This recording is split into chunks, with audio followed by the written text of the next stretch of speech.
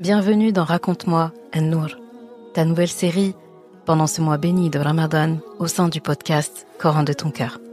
Moi, c'est Oustada Zainab, enseignante et éternelle étudiante du Coran.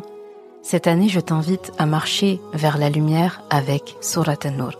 Cette sourate qui éclaire les cœurs, purifie les âmes et nous guide vers la clarté dont nous avons tant besoin face aux défis de notre époque actuelle. Raconte-moi An-Nour, une lumière offerte par Allah pour éclairer ton chemin, une lumière pour éclairer ta vie. أعوذ بالله من الشيطان الرجيم بسم الله الرحمن الرحيم يا أيها الذين آمنوا لا تدخلوا بيوتا غير بيوتكم حتى تستأنسوا وتسلموا على أهلها ذلكم خير لكم لعلكم تذكرون فإن لم تجدوا فيها أحدا فلا تدخلوها حتى يؤذن لكم وإن قيل لكم ارجعوا فارجعوا وأزكى لكم والله بما تعملون عليم ليس عليكم جناح أن تدخلوا بيوتا غير مسكونة فيها متاع لكم والله يعلم ما تبدون وما تكتمون. Ô vous qui croyez, n'entrez pas dans des maisons autres que les vôtres avant de demander la permission, d'une façon délicate, et de saluer leurs habitants. Cela est meilleur pour vous. Peut-être vous souvenez-vous. Si vous n'y trouvez personne, alors n'y entrez pas avant que permission vous soit donnée. Et si on vous dit « retournez », eh bien, retournez. C'est plus pur pour vous. Et Allah, de ce que vous faites, est omniscient. Pas de reproche contre vous à entrer dans des maisons inhabitées où se trouve un bien pour vous. Allah sait ce que vous divulguez et ce que vous cachez. Sourate An-Nour, ayat 27 à 29. Assalamu alaikum wa rahmatullah. J'espère que tu te portes bien. Alors on arrive dans une nouvelle partie où j'ai appelé ça la partie du bon vivre ensemble, le savoir-vivre. Et c'est trois grands conseils qu'Allah subhanahu wa ta'ala nous donne, trois situations, trois règles de bienséance qu'il nous donne, qui s'appliquent à la vie courante. Et là, c'est la première d'entre eux. Donc du coup, on va faire un épisode pour chacune de ces règles-là. Alors, pour la première qu'il expose ici, on le fait dans le même ordre qu'il les expose, il parle du fait, donc la bienséance lorsqu'on veut entrer chez quelqu'un. D'accord ? Lorsqu'on veut entrer dans une maison, et qui n'est pas la nôtre. Et donc là, il dit « Ya ayyuhalladhina amanu ». Donc comme tu vois dans cette sourate, Allah appelle à notre iman. Et c'est vraiment un grand clin d'œil un énorme clin d'œil à Sourate al-Mu'minun juste avant. À Sourate al-Mu'minun.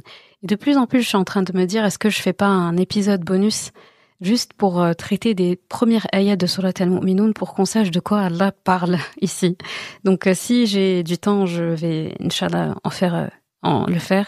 rajouter un épisode bonus pour que ça fasse sens, parce que Allah parle tellement du iman ici, des gens qui ont la foi. En plus, dans iman, il y a amn, il y a aman, il y a vraiment la notion de foi, de sécurité, d'un dépôt, d'une amana, de gens dignes de confiance, en fait. Et Allah appelle tout ça en nous. Et on est tous, Inch'Allah, des musulmans. Et des savants expliquent qu'on a tous aussi iman. On a tous iman. Après, il y a ceux qui ont le iman de manière permanente. C'est-à-dire ceux qui font moins de péchés et qui font pas des grands péchés. Et il y a ceux qui ont le iman, on va dire, de façon pas permanente, c'est plus occasionnel. Parce qu'au moment où les péchés sont commis, ou bien quand il y a une chronicité comme ça, eh bien, on rame un petit peu dans l'iman. Mais de manière générale, nous sommes tous des mu'minin.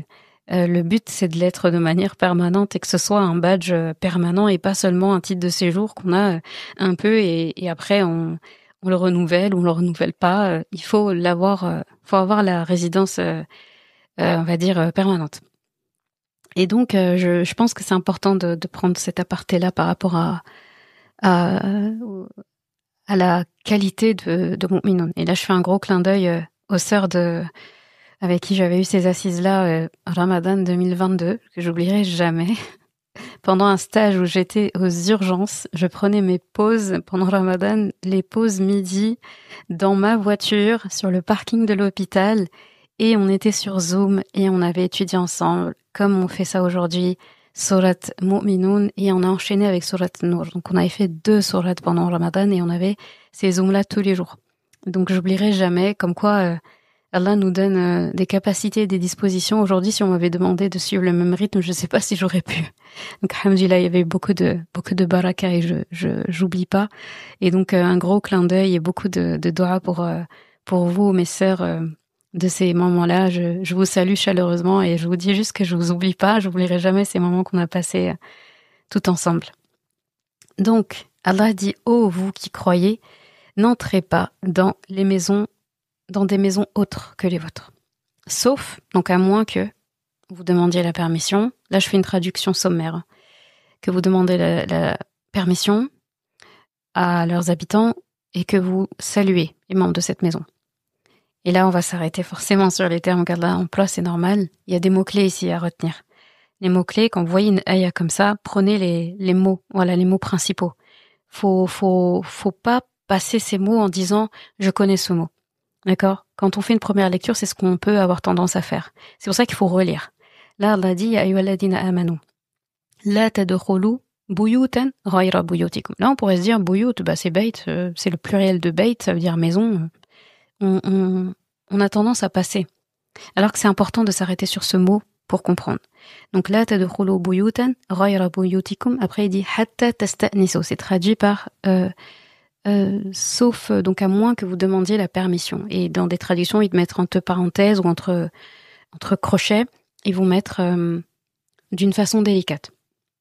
Donc là, il y a le verbe ista'nasa, il faut se concentrer dessus. Qu'est-ce qu'Allah entend ici? Parce qu'il y a d'autres façons de demander la permission en arabe. Il y a le mot izn, par exemple. Il aurait dit hatta, il aurait pu utiliser ce verbe-là, en fait. Il le dit d'ailleurs ailleurs dans le Coran, Azina lakum. D'ailleurs, il le dit dans les ayats suivantes, Azina lakum. D'accord?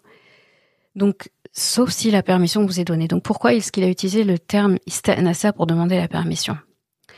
Donc, wa tusallimu ala ahliha. Là aussi, ça c'est le verbe qu'on pourrait dire, voilà, sallama, ça veut dire passer le salam, c'est tout. Faut saluer. Donc là, ce qu'on retient, si on a une première lecture, c'est quand une maison n'est pas la mienne, donc je demande la permission et je salue les gens qui sont dedans. On pourrait se dire, c'est logique, c'est tout à fait logique comme recommandation, c'est des règles de bienséance, ça se fait dans quasi toutes les cultures.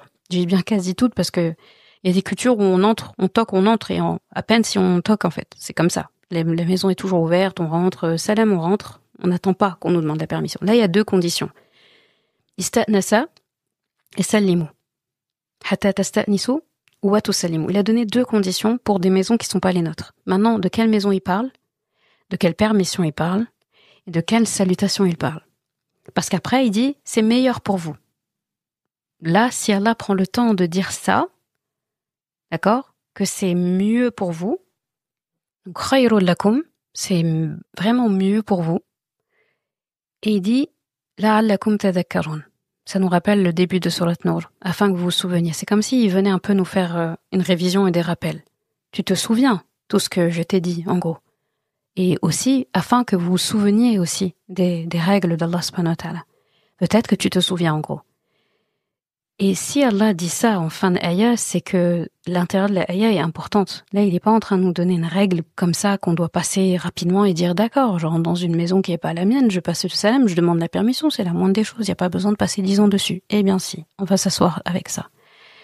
Donc, on va prendre terme par terme les 3 mots-clés que j'ai relevés ici. Donc il dit « La tadkhulu buyutan ghayra buyutikum ». Donc, buyut. Buyut qui est le pluriel de beit. Il y a plusieurs mots en arabe pour dire une maison. On a manzil, on a dar, on a beit, on a makan aussi, maskana. Mais là, il a utilisé beit. Beit, quand on l'emploie, ça vient de la racine, donc bata, yabitu. C'est aussi le fait d'habiter. Quand on dit beit, donc dans un endroit où on habite, ou bata, d'ailleurs, je me dis habiter, peut-être qu'ils l'ont pris de beit, le mot habiter. Habiter. Parce qu'on sait que le français, il a emprunté beaucoup de mots à la langue arabe aussi. Ça se trouve. Il est possible que ça vienne de là. Donc, c'est une réflexion que je me suis faite tout de suite. Donc, quand on dit beit, ça veut dire une maison, mais ça veut dire une maison dans laquelle on passe la nuit. Ça veut dire une maison dans laquelle on se détend, dans laquelle, et dans la nuit, parce que la nuit, c'est là où on se dévêtit, c'est là où on se prépare à dormir, c'est là où on est intime, c'est là où c'est vraiment là où les gens sont détendus. On vient pas rendre visite à quelqu'un à 2h du matin. D'accord ? Si on parle d'une maison en disant beit, ça veut dire quelque part où des gens habitent, passent la nuit, se dévêtissent quand ils doivent se dévêtir, se changent quand ils doivent se changer, se mettent à l'aise, sont intimes, c'est-à-dire une famille, papa, maman, les enfants, etc. C'est de ça qu'on parle quand on parle de beit. Donc là, déjà, on voit que c'est pas n'importe quelle maison. Par exemple, le mot dar, il est employé, mais très souvent, on en parle comme d'une institution. C'est comme si on disait maison de la couture, maison de la culture en français, par exemple. C'est utilisé comme une marque un peu, c'est comme une place. D'accord ? Quand on dit manzil, c'est maison de manière générale. Nazala, c'est l'endroit où on atterrit. C'est là où on arrive, on pose ses affaires. D'accord ? Donc c'est pas anodin qu'Allah ait employé ça. C'est comme pour dire, tu rentres pas dans n'importe quelle maison, dans ce que je suis en train de te dire là. Tu rentres dans une maison où il y a des gens qui habitent, qui sont dans leur intimité, qui sont dans leur confort, dans leur tranquillité, qui sont dans un état de vulnérabilité, s'ils sont justement détendus. Chez soi, on n'est pas pareil, on dit pas les mêmes mots, on prononce pas les mêmes paroles, on fait pas les mêmes choses que quand on est en dehors de chez nous. Et des personnes, ils vont être en dehors des chez eux, si on leur présente à manger, ils vont avoir une retenue. Même s'ils ont envie de manger plus, ils vont se retenir. Alors que chez soi, on fait. Si par exemple dehors, on a honte de manger à la main, par exemple, il n'y a pas de quoi, mais on peut avoir honte. À la maison, on n'a pas cette honte-là. Si au restaurant, on a du mal à manger le burger avec les mains, etc., on prend fourchette, couteau pour la pizza, le burger et le sandwich, à la maison, on se dit, on retrousse les manches, on mange, quoi. On regarde pas parce qu'on se dit, on est avec des gens qui nous connaissent bien, devant qui on n'a pas à se cacher, on n'a pas à faire semblant. Donc, c'est de cette maison-là. C'est un foyer. Voilà, c'est un foyer dont on parle. Un foyer où il y a de la vie. Donc là, déjà, juste en ayant en tête ce mot-là, on est en train de se dire, on peut pas entrer là-dedans comme on rentre dans un dar, quand on rentre dans une institution, dans une maison de la culture. Tout le monde peut venir, toutes les cultures peuvent venir, tout le monde peut venir aux heures d'ouverture dans un dar. Mais dans un beit, non. Dans des bouilloutes, on rentre pas comme on veut. Attention, il y a des gens aussi. Donc il dit, ne rentrez pas dans des bouilloutes autres que les vôtres. Ce qui veut dire, c'est, quand c'est les tiennes, donc là où tu dors, en gros, ça ne rentre pas en compte. Manquerait plus que pour rentrer chez toi, tu dois demander la permission. Non, tu salues, oui, mais tu demandes pas la permission.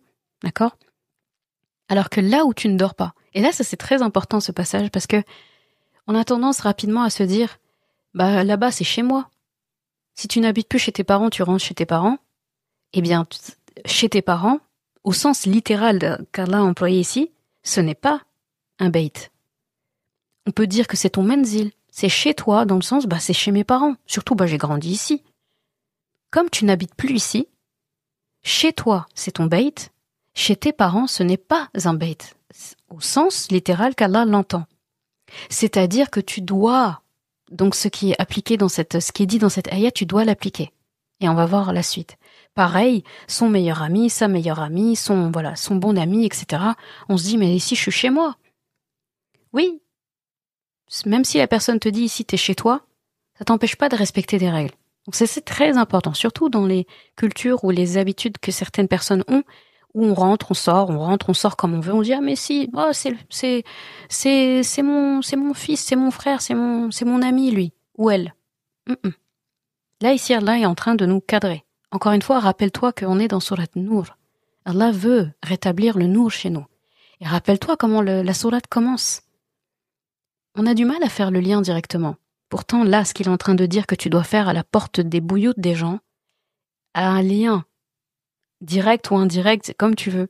Mais ça a un lien jusqu'à la turpitude qui a été mentionnée au début de la sourate. Rappelle-toi qu'on est dans une phase préventive ici. Et tu verras qu'il y a un lien. Donc, il dit, déjà, on sait de quelle maison on parle. Si c'est ta maison, si c'est là où tu dors, t'as 2 résidences principales, si tu veux, si c'est là où tu vas dormir, alors ça va. Tu n'as pas à faire, à mettre tout ça en place. Donc il dit, hatta tasta'nisu. Hatta. Tant que, vraiment, tu es obligé d'attendre ça. C'est pas jusqu'à, c'est pas, c'est une condition en fait.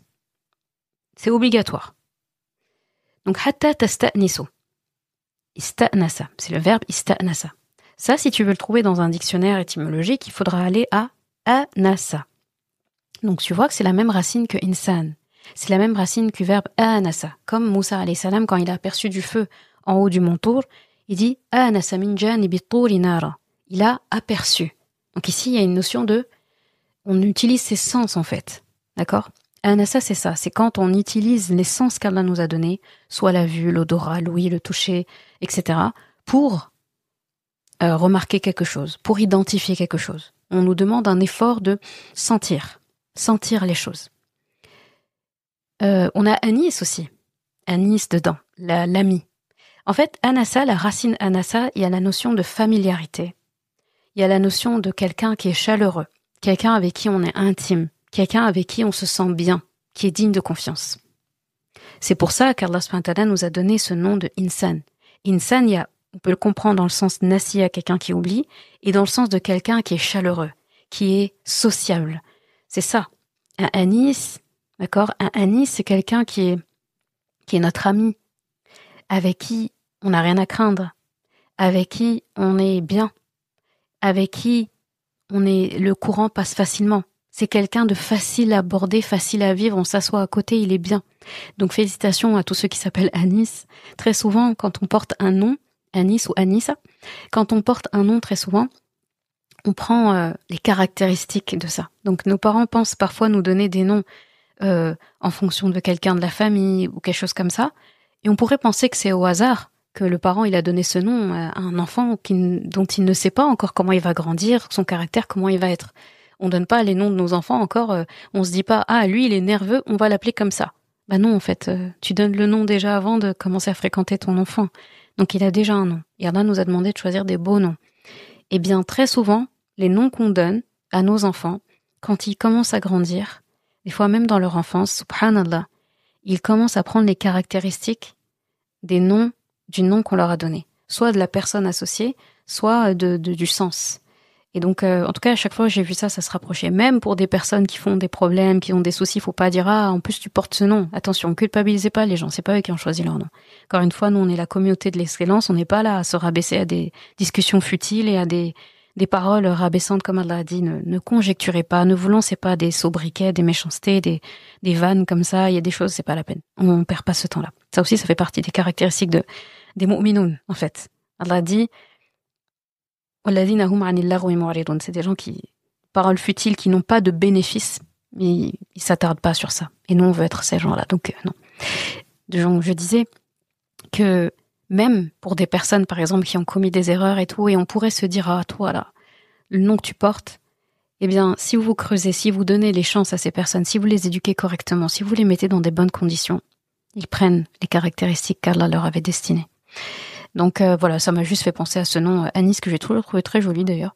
Et donc voilà, c'est pour ceux qui portent ce nom-là, ou qui ont des enfants qui portent ce nom, des gens de la famille, bah vous me direz si vous avez remarqué ça chez cette personne. Et donc c'est de cette racine-là, donc anasa, que vient le terme qu'Allah a dit hatta tasta'nisu, donc ista'nasa. Et qu'est-ce que veut dire ista'nasa?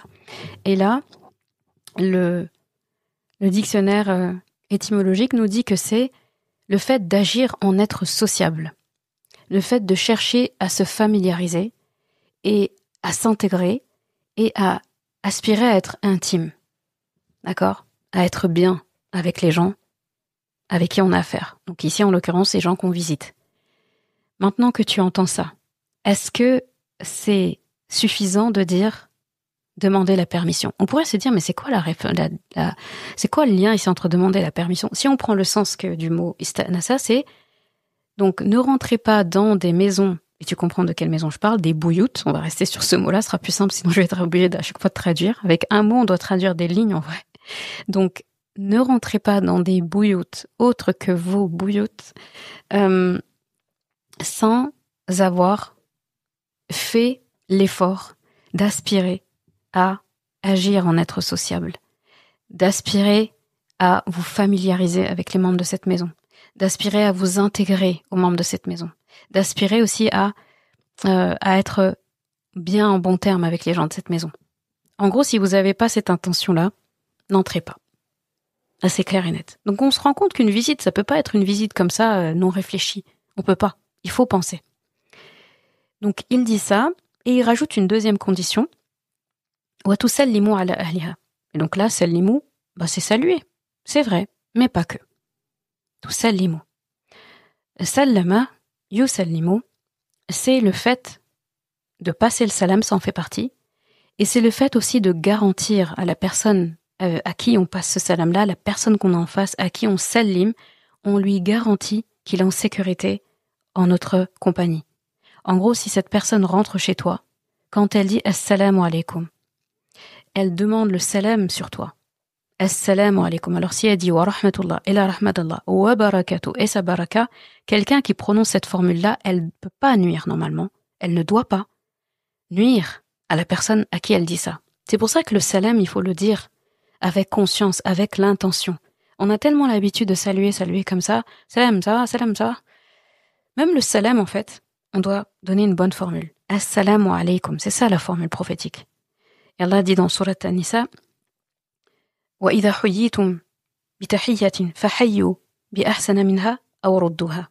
Donc lorsqu'on vous salue, d'accord, avec une salutation, donc rendez le salam pareil ou mieux que ça. C'est-à-dire que si quelqu'un te dit « Assalamu alaikum », tu peux lui répondre « Assalamu alaikum » ou mieux, c'est-à-dire « Wa rahmatullah » ou mieux « Wa barakatuh ». Si une personne t'a dit directement « Assalamu alaikum wa rahmatullahi wa barakatuh », tu peux pas dire « Assalamu alaikum » en retour ou dire « Wa alaikum salam » en retour. Tu es obligé de faire son équivalent ou plus. Et comme c'est déjà le plus là, tu dis « Wa alaikum salam wa rahmatullahi wa barakatuh ». Si la personne t'a dit « Wa alaikum salam, assalamu alaikum wa rahmatullah », tu peux soit répondre « Wa alaikum salam wa rahmatullah » ou « Wa alaikum salam wa rahmatullah wa barakatuh ». Mais tu peux pas te contenter de dire « Wa alaikum salam ». Parce qu'il faut faire la réciprocité. La personne t'a fait des doigts en te disant ça. Elle a appelé, elle a demandé le salam, le salut d'Allah sur toi. Et sa rahma. Réponds au moins la même chose. Et si tu veux vraiment gagner des hasanat et te démarquer, tu rajoutes le wa barakatuh. C'est pas de l'excès de zèle, c'est juste que tu souhaites profondément demander plus pour cette personne à Allah subhanahu wa ta'ala. Donc ici, tusallimu ala ahliha. Donc le salam est inclus dans ça va de soi. On salue quand on va chez les gens.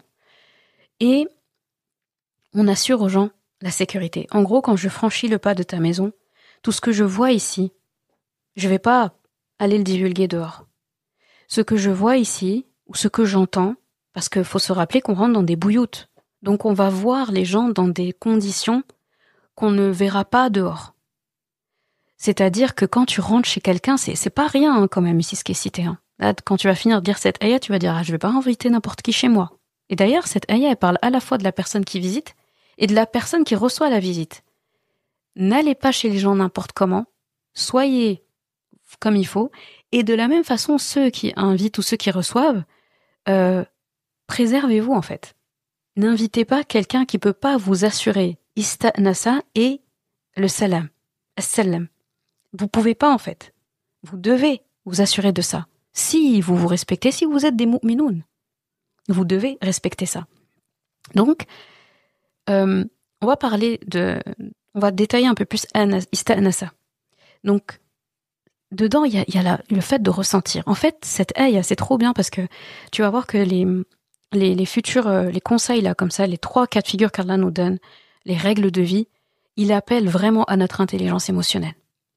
Il appelle à notre intelligence émotionnelle. En gros, vous êtes des êtres intelligents. Je vous ai donné toutes les dispositions, je vous ai donné toutes les cartes pour savoir si vous êtes attendu ici ou pas, si vous venez ou pas, si vous vous présentez ou pas, si vous accueillez ou pas. Vous savez. Et en plus, là, de plus en plus, les lampes s'allument ici. Donc, en fait, on arrive à un stade, on se rapproche là, il y a de la lumière, on arrive à un stade où, en fait, on peut pas dire, je voyais pas, je savais pas. Non. Tu sais. Allah nous montre que on sait. Donc, istanasa. En gros, il faut avoir une intelligence émotionnelle ici. Tu t'apprêtes à visiter quelqu'un. Tu vas rarement prendre la décision quand tu es à sa porte. Souvent, tu y as pensé avant de venir. C'est de ton ressort, c'est de ta responsabilité de t'assurer que ta visite, en fait, remplit ces conditions-là. Avant même de passer le salam ou quoi, il faut que ça remplisse ces conditions. Est-ce que c'est le bon moment? Est-ce que c'est le bon jour? Est-ce que je vais voir la bonne personne? Si je suis une femme ou un homme par exemple qui veut aller rendre visite à son ami, eh bien il faut qu'il s'assure qu'à ce moment-là son ami n'est pas au travail. Il faut qu'il s'assure de ne pas arriver chez son ami alors qu'il n'y a que son épouse là-bas. Il faut qu'il s'assure aussi que quand il va voir son ami, il va pas le voir sur son seul créneau, son seul jour de congé, le seul jour de la semaine par exemple où il sait que lui et son épouse matchent au niveau de leur congé, au niveau de leur jour de repos, et que potentiellement, comme il y a une intelligence émotionnelle, eh bien peut-être qu'ils ont envie de passer du temps ensemble. Peut-être que je vais pas me pointer à ce moment-là. Peut-être que je vais m'annoncer, ou peut-être que je vais l'appeler pour savoir. Donc il faut sentir. C'est déclinable à plein de situations. Et faut faire encore plus attention quand c'est dans la famille. Là où on a tendance à se dire, mais c'est chez moi, je viens. Non. Faut réfléchir. En plus, la famille, c'est mieux encore.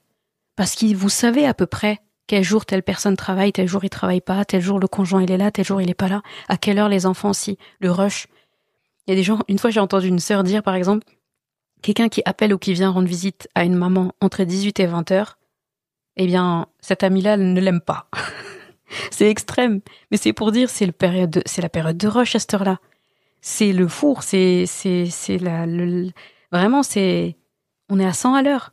Parce qu'on revient de l'école, devoir, douche, dîner, coucher, l'histoire du soir, les adhkar, etc. C'est vraiment pas le moment. Moi, je sais que mes parents ne m'appellent pas à cette heure-là. Pourtant, ils pourraient, sauf cas de force majeure. Il est arrivé même que j'appelle mon père à ce moment-là, parce que les enfants faisaient un temps calme et tout. Et il m'a dit, rappelle-moi quand ils seront couchés. J'ai dit, non, mais rappelle-moi quand ils seront couchés. Sauf s'il veut les avoir au téléphone, c'est autre chose. Mais pour quelque chose où je voulais parler, prendre le temps, il dit non. Et je lui dis, pourquoi? Il dit, on connaît. Maman. Dès que tu vas décrocher le téléphone, là, bizarrement, maman. Il a dit déjà, t'as compté jusqu'à aujourd'hui, jusqu'à cette heure-ci, combien de fois t'as entendu maman? Vous voulez maman, machallah? Il est même pas encore midi, vous avez entendu le mot maman peut-être 50 fois, non? Il dit, appelle-moi après 20 heures, c'est plus simple. Ou appelle-moi avant. Donc en fait, tout le monde sait. Ça, c'est istanasa. C'est du bon sens. Là, on parle de téléphoner. Alors que dire de venir toquer à la porte des gens entre 18 et 20 heures si c'était pas prévu, je veux dire.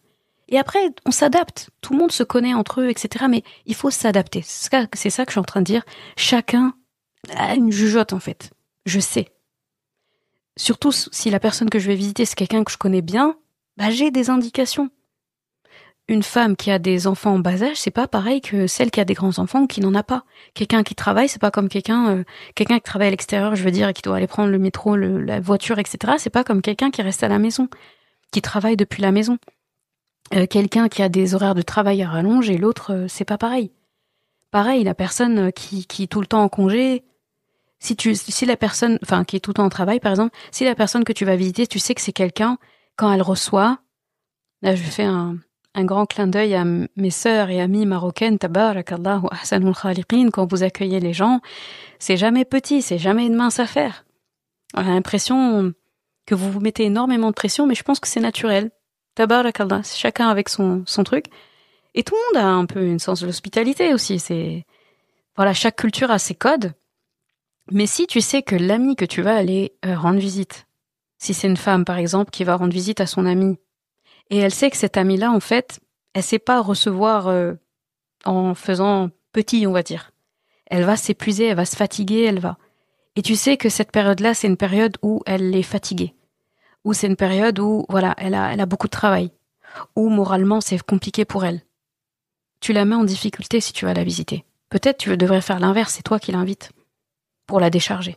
Et là, tu l'obliges à ne venir sans rien, par exemple. Si c'est un homme qui veut recevoir un ami, et par exemple, il sait pas cuisiner, etc., et c'est son épouse qui propose, par exemple, il sait que s'il reçoit un ami, c'est son épouse qui va cuisiner, qui va tout faire, etc., lui, il va acheter à manger, il va faire sa part et elle va faire sa part. Et il se trouve que son épouse, en ce moment, c'est compliqué. Soit c'est la santé, ou elle vient d'accoucher, ou elle vient de rentrer de chez ses parents, voyage, elle vient de finir, je sais pas moi, des examens, ou peu importe. Est-ce que c'est le moment, en fait? Est-ce que là, c'est pas plus judicieux de reporter ça? Ou c'est toi qui vas aller chez ton ami, ou vous allez vous voir au restaurant, ou vous attendez un autre jour, ou tu commandes à manger. Il y a plein de solutions. Istanasa. Allah dit, tu sais en fait, je te l'ai mis en toi. T'as bien 5 sens. Tu peux réfléchir, tu peux sentir les choses. Tu as un minimum d'intelligence émotionnelle, homme ou femme. Faut pas dire, oh, je savais pas. En fait, faut pas mettre les gens dans la gêne, dans leur bouilloute. Si c'est pas à leur bouilloute, c'est autre chose. Il faut pas mettre les gens dans la gêne, faut les mettre bien chez eux. Et il faut leur assurer la pleine sécurité par rapport à toi. Donc là, c'est la partie salimo. Quand tu entres chez la personne, tu vas ressortir de là-bas et tu fais comme le secret médical. Tout ce que tu vois dans l'intimité des gens, tu le rapportes pas. Même si des fois c'est anodin, mais t'as vu la déco de quelqu'un et après tu vas voir une autre amie, et tu dis, oh, j'ai trop aimé la déco chez une telle, c'était très beau. Il y avait ça, ça, ça. Tu penses pas à mal en disant ça. Mais normalement, tu n'as pas le droit. Wa tusallimu ala ahliha. Sallimu. Les gens doivent être en sécurité chez toi. Tu dois les accepter tels qu'ils sont chez eux. Ils auront pas le même langage, peut-être le même vocabulaire. On est détendu chez soi. On reste poli, correct, mais on est détendu. On n'a rien à prouver quand on est chez soi. Et les gens qui t'accueillent dans leur intimité, déjà ils te respectent et ils t'aiment. D'ailleurs, choisissons qui vient chez nous. On ne veut pas dire quelqu'un qui t'a jamais invité, il te respecte pas ou il t'aime pas. Mais c'est bien aussi de se voir au restaurant, hein. Mais respecter en fait les gens. Et là, maintenant tu comprends pourquoi Allah dit c'est meilleur pour vous. C'est mieux pour vous en fait. C'est mieux pour vous, c'est mieux pour la personne qui reçoit. Mais là, en l'occurrence, il parle à la personne qui rend visite. Et déjà, il y a un truc qu'on peut faire aussi, c'est appeler avant de venir. Appeler, prendre la température. Et la personne qui reçoit, aussi, elle doit répondre d'une manière intelligente, émotionnellement. Et dans la ayah suivante, il parle de ça. Si vous ne trouvez personne, alors n'entrez pas. Parce que parfois, on va toquer, on a pris toutes nos dispositions, on vient, et là, on trouve personne. Donc quand on trouve personne, il dit, n'entrez pas. Sauf si la permission vous est donnée. Admettons, je sais pas, la personne, elle est pas là, ou elle ne répond pas aussi. Ça peut être les deux. Les savants, quand ils expliquent cette ayah, ils disent les deux. Soit la personne n'est pas présente, dans le sens elle n'est pas physiquement dans la maison, ou elle n'est pas présente dans le sens où elle ne signifie pas sa présence, elle ne répond pas. Bon, c'est pas très cool de pas répondre, mais c'est quelque chose qui peut arriver. Eh bien, il dit n'entrez pas. Voilà. Et après, il ajoute quelque chose. Et cette partie-là, quand j'y ai pensé, je me suis dit, ah, c'est pas facile cette partie-là, hein. Il dit, et si on vous dit irji'u, rentrez, farji'u, repartez. C'est-à-dire si la personne qui est dans cette maison, elle vous ouvre la porte et elle vous dit ça, ou elle vous le dit au téléphone, ou elle vous le dit sans ouvrir la porte, peu importe, elle vous le signifie, elle vous dit retournez. En plus, Allah dit, il dit si, wa idha qila lakum, 2 points, et là, il met les guillemets, il cite la personne. Si la personne te dit, 2 points, retournez. Eh bien, Allah, il dit, retournez. Farji'u. Fa, il y a un fa en fait. C'est pas warji'u. C'est pas alors et retournez. C'est vraiment fa, c'est immédiat. Quand Allah utilise ce préfixe, la fa, c'est pour dire immédiatement en fait. Ça veut dire plein de choses ici. Ça veut dire tu n'as pas à demander à la personne des explications. Techniquement, ici, elle n'est pas tenue de te dire. tu n'as pas le droit de la faire culpabiliser. Tu n'as pas le droit de te venger. Tu n'as pas le droit de lui nuire par rapport à ça et d'aller raconter à tout le monde « Ah ben moi je suis allée chez cette personne et elle m'a pas laissé entrer ou elle m'a dit repars un autre jour ou voilà. » Après cette situation concrètement, c'est posé là. Admettons quelqu'un vient te rendre visite et tu t'apprêtais toi-même à sortir. Tu vas pas, pour faire plaisir à la personne, rester chez toi alors que t'as une liste longue comme le bras à faire. Et si cette personne n'était pas là, t'aurais pu faire ce que t'as à faire. Là, t'es pas obligé, là dit irji'u, c'est pour dire vraiment si la personne te dit même dans la précipitation, sans avoir le temps de t'expliquer, tu dois accepter. Tu dois faire preuve de husn adh-dhann, le bon soupçon.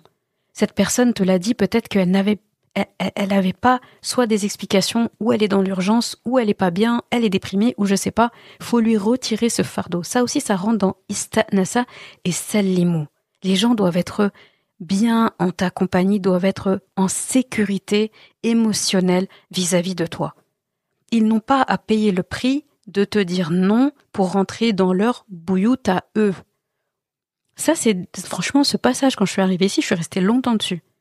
Parce que j'avais besoin de le conscientiser pour moi-même et de me dire oui, si Allah le dit, c'est que ça, faut l'appliquer et c'est qu'il y a notre bien dedans et c'est qu'il y a notre nour dedans. Donc il faut se familiariser avec ça, il faut tomber amoureux de toutes les règles qu'Allah nous donne et il faut que ça devienne un lifestyle. Et c'est comme ça que les maisons vont s'assainir, les relations vont s'assainir, la société va s'assainir et on va s'éloigner des bêtises qui mènent à des turpitudes sans nom. Ça commence ici. Est-ce que tu as remarqué qu'Allah petit à petit est en entonnoir? Il nous emmène en entonnoir. Il commence par la grande société et petit à petit il rentre dans les maisons. Comme pour nous dire, si vous voulez qu'à l'échelle sociétale, à l'échelle terrestre, à l'échelle planétaire, les choses se passent bien, comme vous le voudriez, et que vous n'ayez plus à vous plaindre, eh bien, peut-être que dans les familles, plus dans les maisons, dans les bouilloutes, là, il y a quelque chose à faire. Et donc, c'est important, en fait, de respecter ça quand la personne nous dit « pars ». Comme je dis, plusieurs cas de figure. Personne, elle s'apprête à sortir, elle peut pas. Elle a de la visite aussi. Elle peut pas. Elle reçoit sa famille. Ses parents viennent lui rendre visite, ils rentrent de voyage, ils lui font la surprise, ils viennent. T'as vraiment envie d'être là? T'as vraiment envie de rester dans un moment familial? Alors que non, t'as envie qu'ils profitent, au contraire. Ça me fait hyper plaisir en fait que tes parents viennent. Écoute, t'inquiète pas, on remet ça une autre fois. Ou bien la personne te dit qu'elle avait l'intention de sortir, et là tu dis oh, écoute, on remet ça. Tu veux que je te dépose? Et c'est tout. Il y a plein de situations comme ça. Une femme qui vient d'accoucher. Il faut appeler déjà pour demander. Il y a des personnes qui n'aiment pas recevoir de visite dans le premier mois, qui veulent ni être vues à la maternité, ni chez eux. Peut-être juste la famille très proche, mais ils veulent pas. Et c'est son droit. Elle a quand même besoin soit de son intimité, soit elle veut pas être vue dans cet état. Si elle a une dépression du postpartum ou autre chose, ou c'est son premier bébé, elle ne veut pas en fait. Surtout si c'est quelqu'un qui aime bien recevoir, etc. Peut-être qu'elle veut être bien, peut-être qu'elle a envie d'être chez elle tranquille, ébouriffée, sans avoir besoin de s'apprêter, de s'habiller, de recevoir, de faire des salam aleik, de sourire tous les 4 matins. Elle a peut-être pas envie de ça. Elle veut juste être tranquille avec son bébé et sa famille. Il faut respecter ça. Parce que si nous, on est concernés, on aimerait bien que les gens respectent. Ça aussi, c'est ista'nasa. Et ça aussi, c'est quand on te dit retourne. Parce que normalement, si tu as bien fait le travail de ista'nasa, on n'a pas à te dire de retourner chez toi. Normalement, si tu as bien fait le travail de sentir, d'être un insan, normalement, tu n'es pas confronté à ça. Mais si tu as décidé de faire une surprise, venir à l'improviste, ou bien la personne, tu l'as appelée, elle répond pas, ou bien elle t'avait dit oui, et finalement, il se trouve qu'il s'est passé quelque chose, un imprévu, elle te dit non, elle te dit retourne, pour une prochaine fois, s'il te plaît, etc. Je viendrai te voir quand je pourrai. Voilà. Il y a une balance à faire entre l'engagement, c'est engagé à rendre visite à quelqu'un, etc. et tout, et entre la personne qui reçoit, elle a le droit de décommander. On a le droit, en fait. On a le droit. Il faut pas se sentir prisonnier d'eux. Je sais pas si tu te rends compte comment cette aide, elle aide à la fois la personne qui rend visite, à la fois la personne qui reçoit. Elle aide aussi beaucoup les gens qui savent pas dire non. Les gens qui, dès que, en fait, il y a des gens, dès que, les gens entrent chez eux, ils savent plus, entre guillemets, les faire sortir. Parce que c'est des gens qui savent pas dire non, c'est des gens qui sont gênés en fait. Mais dans leur fort intérieur, surtout les introvertis, en fait, ils sont dérangés. Et si c'était à refaire, ils auraient pas fait ça. Mais par gentillesse, par naïveté, par people pleasing, parce qu'ils savent pas dire non, bah voilà. Et c'est pas bon ça. Et en plus, on le sent quand on dérange quelqu'un. Même si par politesse, elle nous le montre pas. Quand on est attendu ou désiré, on le sait. Et quand on ne l'est pas, faut avoir l'intelligence de pas accepter. Et donc Allah nous le dit ici. Et il s'en détourne en fait. En gros, c'est comme s'il dit, c'est pas la peine de te vexer en fait. Dis, la personne te dit pars. Vous verrez plus tard. Respecte. Tu sais pas ce qu'il y a derrière. Soit elle te l'a expliqué ou elle te l'a pas expliqué. Mais dans le cas où elle te l'a pas expliqué, tu n'as pas à lui tenir rigueur de ça. Et il dit, c'est plus pur pour vous. D'accord? Et comme vous voulez la pureté, vous voulez qu'Allah vous purifie. C'est plus pur pour tout le monde. C'est plus pur, accepte. Et Allah, c'est parfaitement ce que vous faites. Et là aussi, j'aime bien ce passage parce que dans le cas où certains pourraient se dire, pourraient être en train de rouspéter un petit peu et de se dire mais pourquoi on me dit ça, etc. Là, c'est très intéressant qu'Allah parle comme ça. Il dit Wallahu bima ta'maluna alim. Donc Allah sait ce que vous faites. Là, on revoit encore le mot alim. Il dit je sais, je te vois. Mais regarde, il n'a pas dit alimum bima ta'malun. Il le dit des fois, alimum bima. Allah est connaisseur d'eux. Mais là, il dit Allah, de ce que vous faites, il est tout sachant. En précédant comme ça, en prenant un mot, en le mettant en muqaddam, donc en l'avançant dans le mot, alors que d'habitude il est plus loin, c'est une manière de mettre en lumière ça. Comme pour dire je sais ce que tu fais. Et là aussi, l'emploi des verbes est intéressant. Il y a plusieurs verbes en arabe pour dire qu'est-ce qu'on fait. Il y a fa'ala, amala, et il y a sana'a. Et il y a d'autres choses aussi. Mais j'ai pris les 3 principaux, qui reviennent le plus souvent.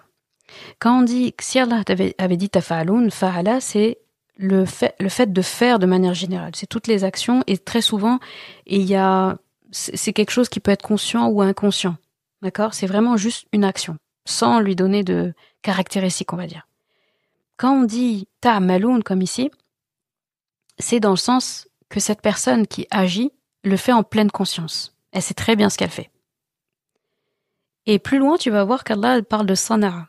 Et sana'a, c'est quand on sait pertinemment ce qu'on fait, donc c'est un dérivé de ta'malun. Quand on dit tasna'un, c'est pour dire que non seulement on est conscient de ce qu'on fait, mais en plus on a travaillé ça. C'est quelque chose où il y a eu une machination, il y a eu une stratégie. C'est quelque chose de concocté, de travaillé, d'élaboré. Tous ces synonymes-là. Donc, tous les mots sont importants. En fait, on peut pas tricher avec Allah. Quand il dit qu'il est parfaitement connaisseur de ce qu'on fait, il a pas dit tafa'alun, parce que tu pourrais, Yawm al-Qiyamah, lui dire oui, mais je savais pas ce que je faisais, j'étais inconscient. Il va dire non, j'ai dit ta'malun.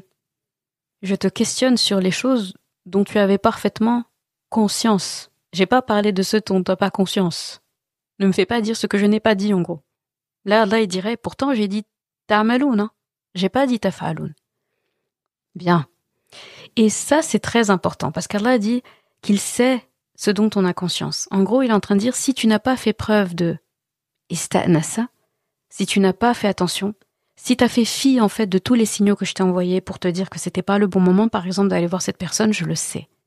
Si cette personne t'a dit de retourner, par exemple, et tu t'es vexé et tu as eu l'intention de soit la bouder après, soit lui faire payer, soit parler de ça à d'autres personnes, Allah, c'est comme s'il te dit, je te vois, je sais. Et ça, c'est de la pleine conscience, ce que je te dis là. Ce que j'ai vu que tu allais faire. Donc Allah dit, je suis au courant. Prête attention. Et là, il menace pas, hein. Il est juste en train de dire, j'ai vu. J'ai vu ce qu'il y a à l'intérieur. Et en plus, ça va vraiment avec le verbe, parce que quand on dit ista'nasa, c'est pas quelque chose de palpable. Il demande notre intelligence émotionnelle. Donc c'est quelque chose d'interne. La personne en face, elle ne peut pas savoir ce qu'on pense, notre intention, etc. Il y a que Allah qui peut savoir. Donc Allah dit, je sais. J'ai vu. J'ai entendu. J'ai tout senti. Donc attention à toi. Quand je te dis qu'il faut faire ista'nasa, respecte ce que je t'ai dit en gros. C'est plus pur pour toi. Il y a ton salut dedans. Il y a aucun mérite en fait à avoir réussi absolument à rentrer chez quelqu'un qui ne le souhaitait pas, par contrainte, ou de ne pas avoir réussi à aller chez cette personne, mais tu repars avec de l'amertume comme ça. C'est pas grave. C'est pas grave. En fait, ça assainit les relations. Faut arrêter de tout prendre pour soi, en fait. Les gens sont encore libres c'est encore libre chez eux, en fait. Et ça vaut dans les deux sens. Ensuite, la dernière ayah par rapport à ça, il dit, et pas de grief contre vous à entrer dans des maisons inhabitées où se trouve un bien pour vous. Donc là, il est en train de dire, là, quand il y a des endroits où il y a pas de, voilà, personne n'habite là-bas, que ce soit des bâtiments, des institutions, quelque chose qui est abandonné ou qui est pour tout le monde, faut l'entendre comme ça. Là, il dit, il y a pas de mal, il y a pas de problème. La condition vraiment, c'est qu'il y a des gens qui habitent là-bas. Si, ghayra maskounatin, donc il y a pas de sakan, personne n'habite là-bas, c'est pas grave, il y a aucun problème. Et surtout s'il y a un bien pour vous, s'il y a une opportunité d'acheter le bien, d'entrer, de s'installer, je ne sais pas, tous les cas de figure, il dit, il y a pas de problème.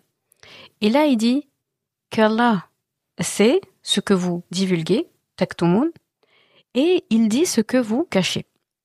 D'accord? Donc Allah dit ici, donc Allah ya'lamu ma tubdun wa ma kuntum taktumun. Donc là, il vient encore rappeler tout ce qu'il a dit avant. Tout ce que tu gardes en toi, tout ce que tu caches, Allah le sait.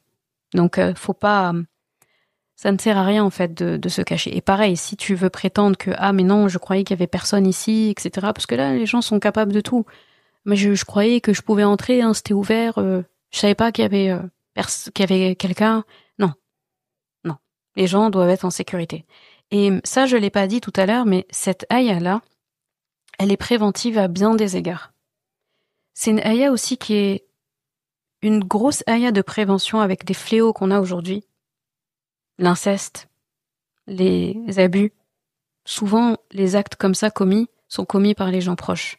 Soit dans la famille, parfois, qui vivent pas à la maison, soit par des proches, des amis de la famille. Attention à qui on fait entrer chez soi. Attention à pas faire rentrer le loup dans la bergerie. Et souvent, ça démarre avec des trucs comme ça. Et c'est très important quand on dit ista'nasa et sallama, c'est-à-dire que faut s'assurer que tous les gens qui sont dans cette maison-là sont en sécurité ici. C'est pas parce que mon ami vient me rendre visite à moi, je dis mais de toute façon, il me rend visite à moi. Si cette personne, en fait, inquiète ou met mal à l'aise un membre de ma famille, alors cette personne, je la fais pas entrer. C'est un droit qu'a ce membre de ma famille. Parce que ce membre de ma famille, il habite ici. Il vit là. Bata yabitu. C'est son bayt à lui aussi.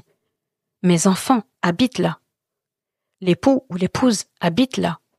S'il y a les parents aussi, ils habitent là. Je peux pas penser qu'à moi. Je dois être une sécurité, ou l'autre doit être une sécurité pour toute la maisonnée. Pareil, les femmes qui sont dans cette maison portent certainement le hijab. Quand on entre, on laisse la possibilité et le temps aux femmes qui sont à l'intérieur, soit de se mettre dans une autre pièce, soit de mettre leur hijab. Le temps ou de changer de pièce, le temps de pouvoir le mettre. C'est important. Cette ayah, elle englobe beaucoup plus de choses. Je sais que quand je l'avais étudiée une fois avec des élèves, on avait passé beaucoup plus de temps dessus. Mais bon, là, je vais éviter de faire des épisodes à rallonge. Mais c'est pour te dire qu'il y a des matières à étudier. Et j'espère que tu prends des notes aussi depuis le début du podcast, parce que c'est très important ça, de prendre le temps après, non seulement de le noter, mais écrire en fait. Écrire, dire tout ce qui te passe par la tête quand tu vois ça. Pense même toi à ces situations, à plein de situations qui sont déjà arrivées ou qui risquent d'arriver, qui sont habituelles, etc. Et dis-toi à chaque fois, tu pèses le pour et le contre, balance bénéfice-risque, et en gros, est-ce que ici j'ai fait l'effort de ista'nasa? Est-ce que ici je l'ai fait? Est-ce que ici j'ai fait de sorte en tout cas que l'autre aussi le fasse? C'est important. Et donc pour en revenir au cas des abus, etc., quand je dis ces ayats-là sont vraiment préventives, si on les respecte, ça nous évite beaucoup de problèmes. Et là, aussi bien la personne qui visite que la personne qui reçoit, tout le monde en fait doit être vigilant. Après, on pourrait dire une simple visite. D'accord, il y a des visites où tranquille, safe place, il y a pas de problème. Mais Allah est en train de nous dire, il faut étudier chaque situation. C'est vos bouilloutes en fait, c'est vos foyers, C'est ici que tout démarre. C'est ici qu'on assainit la société, ça commence là. Alors ne commencez pas par amener des mauvaises herbes dedans. Il n'y a pas la place pour ça. On ne peut pas se permettre. On n'a pas le temps aujourd'hui de faire ça. On va s'arrêter là, Inch'Allah, pour cette partie. Donc ça, c'était le premier cas de figure dans le bon vivre ensemble qui est cité dans cette partie de Surat Nour. Et au prochain épisode, on verra un autre et qui n'est pas des moindres, Inch'Allah. Salam alaikum.